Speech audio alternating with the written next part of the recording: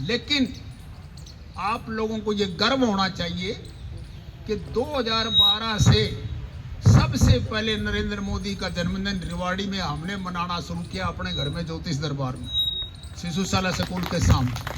हम लगातार मनाते आ रहे हैं। अब क्योंकि वो प्रधानमंत्री तीसरी बार बन गए, उनकी शक्ति बहुत ज्यादा बढ़ गई, उनकी पावर बहुत ज्यादा हो गई और हर एक आदमी उनके निकट आना चाहता है। इसलिए गली गली में उनके बन रहे हैं, पत्रकारों को बुला के फोटो भी खिंचवाएंगे, दिखाएंगे भी।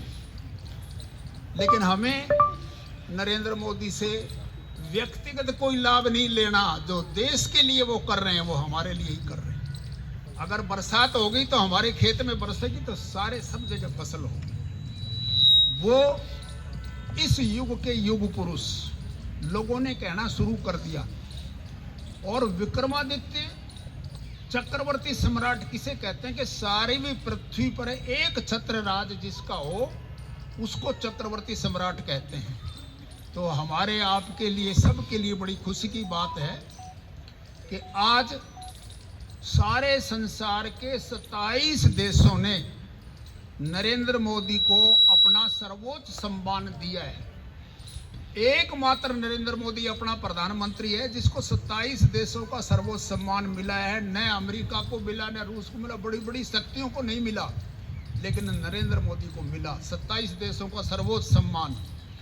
तो 27 देशों के राजाओं ने अपना सर्वोच्च सम्मान दिया। चक्रवर्ती सम्राट क्या होता है?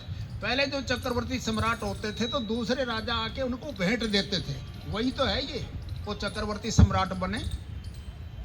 और आपने देखा होगा, मैंने भी देखा था चैनल के ऊपर, किसी जगह नरेंद्र मोदी गए तो वहाँ दूसरे देश का कोई राष्ट्राध्यक्ष आया था, उसने नरेंद्र मोदी के पैर छुए, हमारा सर ऊंचा हो गया। वो आज हमारे देश में ऐसा प्रधानमंत्री जिसके दूसरे देशों के राजा पैर छू रहे हैं, इसका मतलब कितनी बड़ी शक्ति है, कितना बड़ा आज हिंदुस्तान का हर आदमी कितना गर्व से अनुभव करता है कि हमारे देश को कैसा प्रधानमंत्री मिला। और इन्होंने जो इस वक्त हमारे को या हमारे आने वाली पीढ़ियों को जिंदा रखने के लिए जो त्याग तपस्या कर रही है, रात और दिन, आप सुबह यहाँ, दोपहर को वहाँ, शाम को वहाँ, रात और दिन लगे रहते हैं काम के, सिर्फ इसलिए कि भी हमारे भविष्य, हमारे बच्चे सुरक्षित रहे।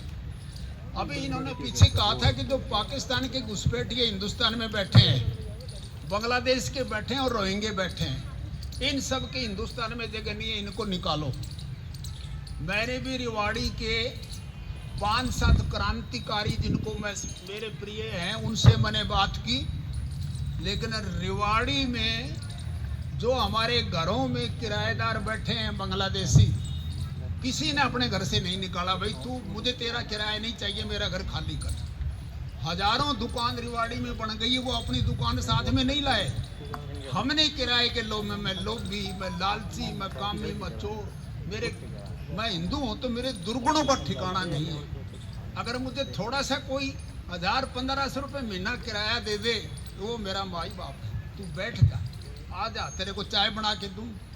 मेरे ज़्यादा नज़दीक नहीं जाऊंगा, एक मेरे निकट के आदमी ने नाई की दुकान किराए में दे रखी है और वो बालों का ढेर लगा के चला जाता है। वो जो मालिक है ना उसका दुकान का, वो सवेरे आप 6 बजे देखो वो झाड़ू लेकर के उसकी गंदगी साफ करता है। क्यों?